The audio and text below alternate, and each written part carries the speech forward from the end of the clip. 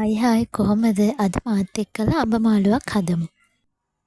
මුලින්ම මේ විදිහට පැහිච්ච අඹ ගෙඩි 3ක් විතර අරගෙන අපි මේ ටික හොඳට සෝද ගන්න ඕනේ. සෝදගෙන මෙන්න මේ කොටස හොඳට කපලා ඉවත් කරන්න ඕනේ අර නැට්ට තියෙන හරිය. එතකොට අර කිරි ගතිය අපිට අඹ ගෙඩියේ තියෙන කිරි ගතිය අයින් කරගන්න පුළුවන් වෙනවා.